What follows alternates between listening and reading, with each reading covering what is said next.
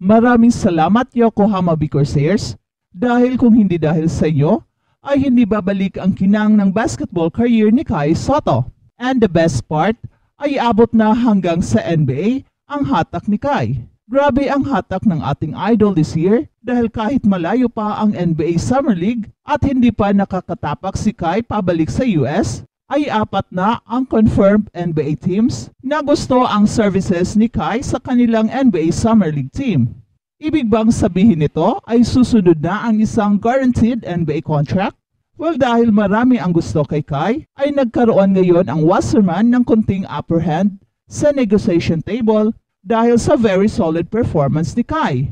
Pwede na ngayong mag-demand ang team ni Kai na bibigyan siya ng mahabang playing time para sa NBA Summer League. Dahil baliwala lang kasi kung party ka ng team pero hindi ka naman gagamitin. At kung anong NBA team ang makapagbigay ng mahabang playing time, ay siguradong yan ang team na pipiliin ni Kai at ng Wasserman. Katulad rin sa Japan B-League na pinili nila ang Yokohama B Corsairs dahil sa 25 minutes playing time promise na tinupad naman. And we know what happened. Ang tindi ng in-improve ni Kai dahil sa mahabang playing times na kanyang nakuha. Knowing this fully, ay ito rin ang tinitingnan ng Wasserman sa pagpili ng best team para kay Kai sa NBA. Ang team na makapagbigay ng opportunity sa kanya na maipakita niya ang kanyang kakaibang galing para sa isang legit 7'3" big man. And we are consistent in our belief na matagal ng NBA ready si Kai, kaya lang hindi nabigyan ng playing time. Kaya nahinto o bumagal ang kanyang progress, pero ngayong nabigyan siya ng mahabang playing time ng Yokohama, ay biglang tumaas ang kanyang kumpiyansa and he showed na ready na siya sa kahit anumang bakbakan. At dahil meron ng at least 4 invites si Kai para sa NBA Summer League, ay dito natin malalaman kung gaano sila kaseryoso. Kung merong 4 na teams diyan na willing magbibigay ng mahabang playing time, that will lead to an NBA contract. And for now, wala pang desisyon ang kampo ni Kai kung sa anong team siya maglalaro sa NBA Summer League, pero mukhang ikes na ang Orlando Magic dahil sa ginawa nila ni Kai last year na binuro lang sa bench. Mas maganda sana kung kahit ilang minuto lang siya pinalaro sa lahat ng mga games. Pero 2 games lang siya pinalaro at 1 game lang talaga nagpakita si Kai ng magandang performance. Yet para sa mga Pinoy fans ay naipakita pa rin ni Kai ang kanyang taglay na galing kahit na partida injured pa siya last year. Pero who knows, baka this time ay babawi ang Magic kay Kai ngayong fully healthy na siya at kaya na niyang maglaro ng mahabang playing time. For sure nagmamasid ang Orlando sa progress ni Kai sa Japan B-League at alam nila kung gaano nakalaki ng kanyang improvement from last year to this year at siguradong naglalaway ang Orlando Magic kay Kai. Ayaw rin siguro nila na maunahan ng ibang mga NBA teams when in fact sila ang unang nagbigay ng pagkakataon ni Kai last NBA Summer League.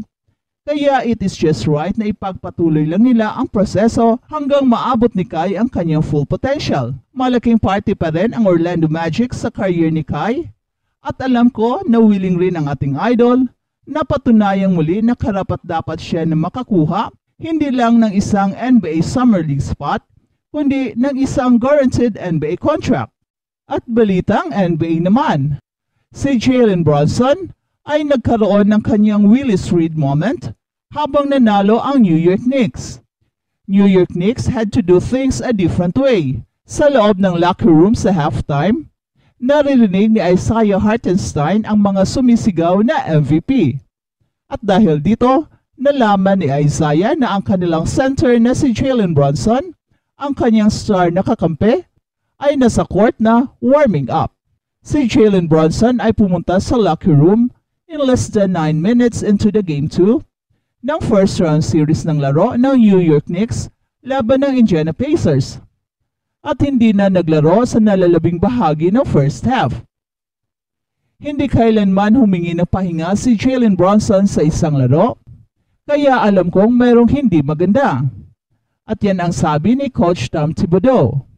Inanunsyo ng koponan na questionable ang pagbabalik ni Jalen Brunson dahil sa kanyang sore right foot. Pero di alam ng mga kakampi nito kung gaano ito kaseryoso. We were going and thinking that we weren't going to get him back. So we came in. We were really talking about it. We knew we could beat them even if Jalen wasn't back. So we had confidence.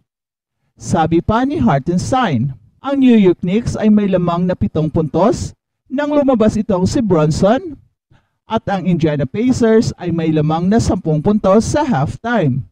Narinig ni Jalen Brunson ang sigaw at napansin ang pagtayo ng mga tao habang bumabalik siya sa court sa Madison Square Garden, pero sabi niya na he was focused on making sure that I can move. At nang nakita ni New York Knicks forward Josh Hart si Jalen Brunson na tumira, sinabi ni Josh Hart kay Jalen Brunson na just to be smart.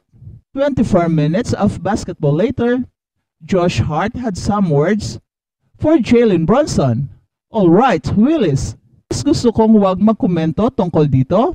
Sabi pa ni Brunson na may pangiti pa sa kanyang mukha nang tanungin ito tungkol sa reference ng kanyang kasamahan kay Willis Reed matapos ang panalo ng Knicks 130-121 na nagbigay sa kanila ng 2-0 na lamang sa serye. Ang paghahambing ay hindi talaga mapigil dahil ang tagumpay na pagbabalik ni Jalen Brunson ay nangyari ito 54 years ago matapos ang araw ng si Reed ay naglakad-lakad sa court at tumulong sa pag-inspire sa New York Knicks na talunin ang Los Angeles Lakers sa Game 7 noong 1970 NBA Finals. Pero ito ay hindi ganap pagkatapos maging decoy sa unang ilang offensive possessions ng Knicks sa first half. Ipinakita ni Jalen Brunson na hindi siya naroon lamang upang magbigay ng emotional na inspiration, pero pinakita niya at patuloy siyang naglalaro. Nag-initiate siya ng contact sa mga drive. Nagtala siya ng timely threes, ang mga sigaw at chant na MVP. We needed him. Obviously, he came out with a lot of spark, kind of like set us in place, calm us down in the second half. Yan ang sabi ng Knicks big man na si Precious. Naglaro si Jalen Brunson ng buong 24 minutes sa second half at sa panahong iyon ay nagtala siya ng 24 points sa 9-for-16 shooting.